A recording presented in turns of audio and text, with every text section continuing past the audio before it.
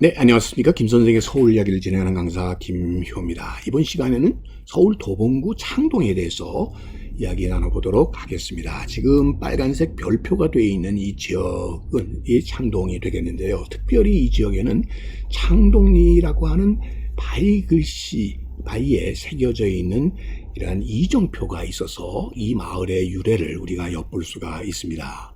일찍이 이런 옛말이 전해오고 있죠. 창릉, 즉 곡간이라는 의미가 되겠고요. 곡간이 실하면 즉 지예절이라, 사람들은 예절을 알게 된다는 거죠. 그러다 보니까 유교적인 덕목 국가를 지향했었던 조선 왕조는 국가 유사시에 대비를 해서 조국들을 쌓아두는 창고를 두고 다양한 구휼 제도로 백성들이 굶지 않도록 하려는 이런 재정 정책을 추진해 왔었기 때문에 전국 곳곳에 많은 창고들이 만들어지게 되었고, 그 중에 한 지역이 바로 이 지금 도봉구 창동 지역이었다라고 보시면 되겠습니다. 자, 지금 붉은색으로 표시되어 있는 지역이 오늘날 행정구역상 창동이 되겠는데요. 이 서쪽 지역의 쌍문동부터 동쪽 지역의 상계동에 이르는 지역이 넓은 평야지대로 이렇게 조성이 되어 있어서 선사시대부터 이곳에 마을이 형성되었었다라는 것이 고고학적인 발굴을 통해서 이렇게 확인되고 있을 뿐만 아니라, 지금 이 일제강점기 때의 지도를 통해서 보시다시피 이 창동리 일대가 전부 농경지로 표시되어 있는 것을 알 수가 있겠고요. 이 농경지 주변으로 우이천, 중량천, 당연천과 같은 많은 하천들이 발달해 있어서 이곳에 농사가 짓기에 적당했고요. 그리고 그 주변 지역들은 이렇게 높은 산들로 둘러싸여 있어서 북풍 한설을 이렇게 막아줄 수 있는 여건을 갖추고 있었다는 거죠. 그래서 인왕산, 북한산, 또 삼각산, 도봉산, 또 동편에는 수락산, 불암산에 걸쳐서 남쪽 지역의 경우는 초안산에 이르기까지 결국 산으로 둘러싸여 있는 이 지역에 이렇게 하천이 발달한 평야지대인데다가, 그러다 보니까 동서로 가로막혀 있는 산을 피해서 일찍부터 서울에서부터 북쪽으로 가는 이런 교통로가 발달되어 있는 지역에 위치하고 있었던 것이 창동이었다라고 볼 수가 있겠습니다.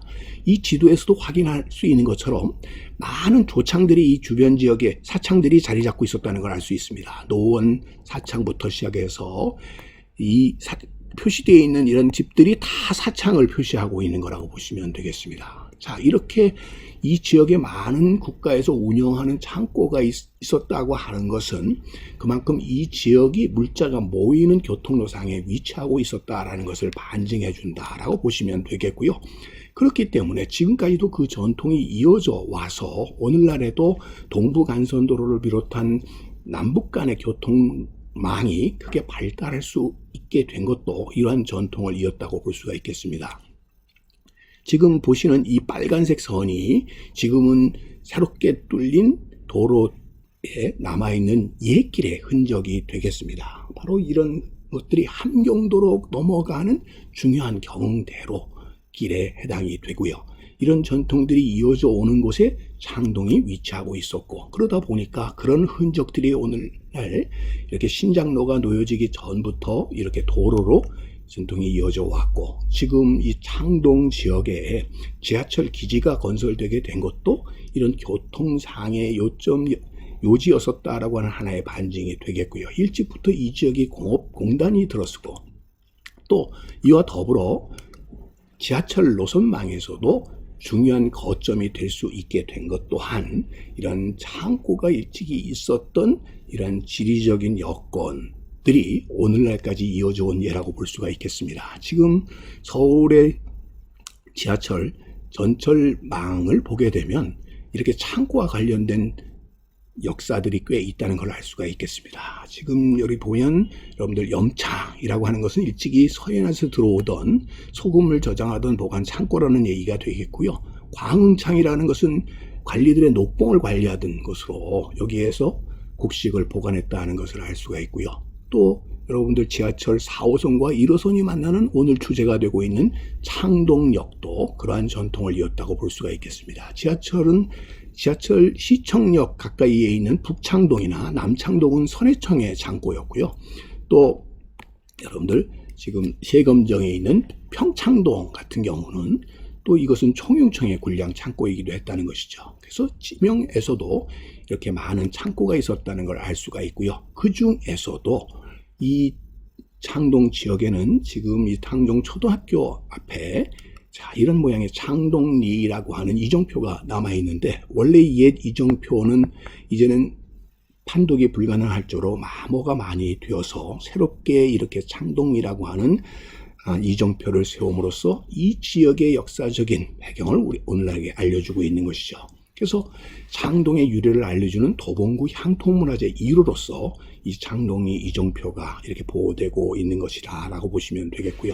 어떤 의미에서는 창동의 탯줄과 같은 의미를 가진 그런 소중한 문화유산이 바로 이 창동리 이정표라고 볼 수가 있겠습니다. 자, 옛길에 이렇게 쌀을 실어냈었던 이런 오막찻길들의 흔적들을 통해서 이 창동의 옛 모습과 오늘의 모습이 이렇게 연계된다고 볼 수가 있겠습니다. 한편 왜 이렇게 많은 창고들이 만들어졌고, 특히 조선 후기에서 많이 만들어지게 된 것은 이제까지의 조선시대의 세금 체제가 점차 이 조세의 급납화가 이루어지는, 그래서 이제까지 공납이나 자벽을 점차 전세화해서 쌀로 미국으로 통일하는 정책이 바로 이 대동법이었죠.